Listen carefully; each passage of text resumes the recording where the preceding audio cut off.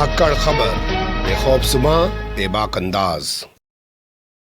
धाकड़ खबर में आपका स्वागत है। मैं आपके साथ हूं अकरम रईस खान। एक बड़ी खबर आ रही है रूस से। जी हां, रूस से एक बड़ी खबर यह आ रही है कि वहां पर 9/11 जैसा एक बड़ा हमला हुआ है, जैसा अमेरिका में हुआ था वर्ल्ड ट्रेड सेंटर पर। ठीक उसी तरीके से वहां की कई मंजिला बिल्डिंगों को उड़ा दिया गया है। वारदात को अंजाम देने का आरोप हमेशा की तरह यूक्रेन पर लग रहा है। सवाल पैदा हो रहा है कि अभी कुछ दिन पहले यूक्रेन ने परमाणु चीफ को मार डाला था रूस के, जिसके बाद कहा जा रहा था कि अब जेलेंस्की को ही उड़ाकर पूरे मामले को शांत किया जाएगा।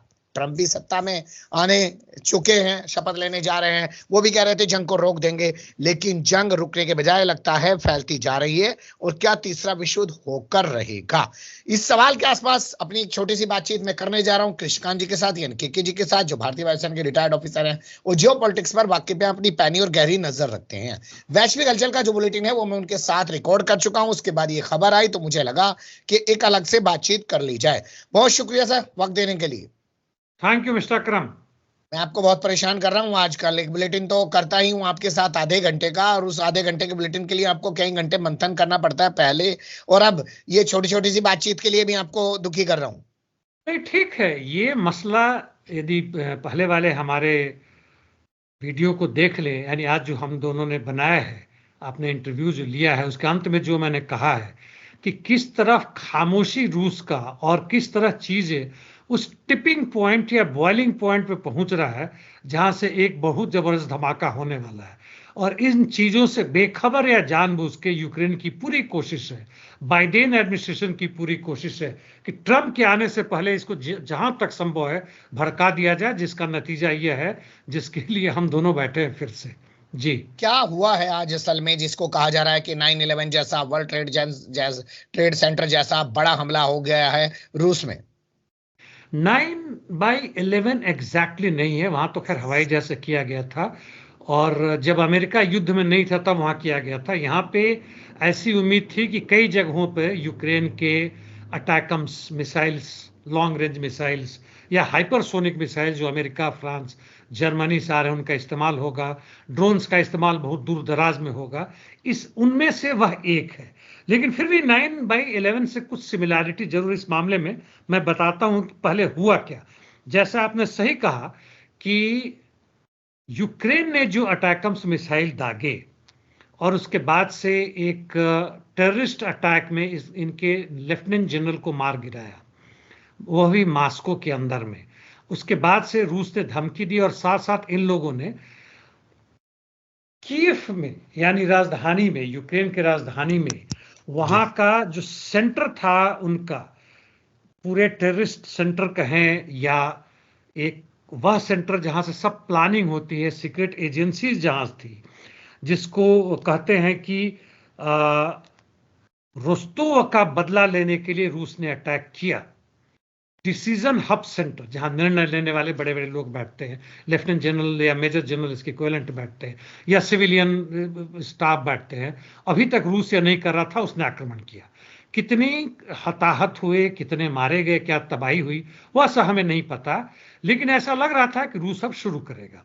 अभी तक उसका लिमिटेड था, केवल यूक्रेन के इंफ्रास्ट्रक्चर पे मिलिट्री एस्टैब्लिशमेंट कर रहा था। यह पहली या दूसरी दफा है जब इस तरह की इसने शुरुआत की है। भले ही उसने जेलेंस्की के ठिकानों पर नहीं मारा, लेकिन वह बहुत बड़ा उसका कदम था कि रूस के तरफ से भी यह खुलेआम एक अंजाम है और ओपनली एक यह उनका हल्ला बोल है कि भाई हम नहीं करेंगे। इसके जवाब में यूक्रेन ने 8 यूएवीज यानी ड्रोन्स हम कहें उसको भेजे, और जो उसने 4 वेव्स में 2-2-2 करके भेजे, भिन्न भिन्न दिशाओं से आया। और कजान में, टाटारसन राज्य में उनके आता है, वहां पे इन्होंने किए। हालांकि बाद में उसमें से 4 मार दिए गए हैं, 2 को उन लोगों ने इलेक्ट्रॉनिकली बेकार कर दिया है, 2 अभी भी जहां तक उनका ईंधन खत्म हो जाने से कर्ज है।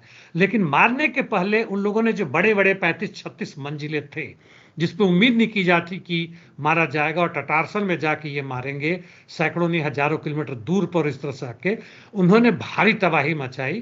काफी दर्जनों संख्या में लोग हताहत हुए, मरने वालों का भी, हताहत मतलब घायल हुए, मरने वालों का भी पता नहीं है।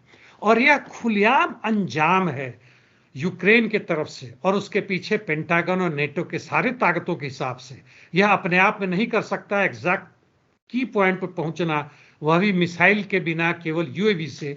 यह संभव तभी है जबकि अमेरिकी और नेटो के सैटेलाइट और उनके जो टोही विमान हैं दूर से, जो रशिया के बॉर्डर से वहां सब कुछ ले रहे हैं, उनको गाइड कर रहे हैं, वह कर रहे हैं। यह तो खुलेआम पुतिन भी बोल रहे हैं, पता है, लेकिन यह सीधे की सीधे हस्तक्षेप है।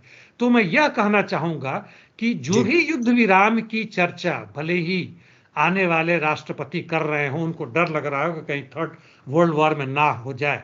ट्रंप और उनके साथ एलॉन मस्क जितने भी लोग कोशिश कर रहे हैं, पूरी कोशिश है बाइडेन एडमिनिस्ट्रेशन है उसके पीछे, जो भी लोग उनके पीछे हैं, और साथ साथ जेलेंस्की और उनके लोगों की, उनके सीक्रेट सर्विसेज इंटेलिजेंस की, रूस के अंदर से, रूस के बाहर से, रूस के फ्रंट पे, कि इस युद्ध को कहीं से भी धीमी ना की जाए। जी, 2 सवाल सिर्फ मैं लेना चाहूंगा। एक तो ये, क्या रूस का एयर डिफेंस सिस्टम जो है उस तरीके का नहीं है जैसा इजराइल या अमेरिका में दिखता है? इजराइल एक छोटा सा देश है और उसके पास जो तथाकथित रूप से आयरन डोम है, ऐसा नहीं कि बड़ा तोप चीजें हर आने वाले को रोक देगा। जब भी झुंड में किया था और मारा था, अभी छत विछत हो चुका है। अलग बात है कि अभी हिजबुल्लाह लड़ाई नहीं लड़ रहा है, ईरान से नहीं आ रहे हैं, लेकिन हुतीज ने फिर मिसाइल जो मारे थे हाइपरसोनिक, वहां भारी तबाही की है।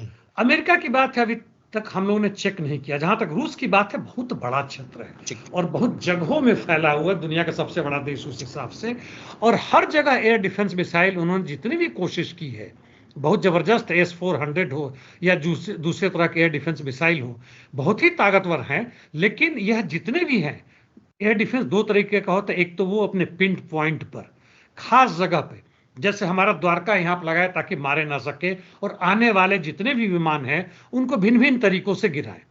दूसरा है पूरे एरिया का, तो पूरे एरिया का, जैसे पूरे दिल्ली का, यह आसान चीज नहीं है, और पूरे भारत का यह आसान चीज नहीं। हालांकि इन्होंने भी फिर भी 4 मार गिराए हैं और इलेक्ट्रॉनिक वारफेयर से 2 को गिराया है।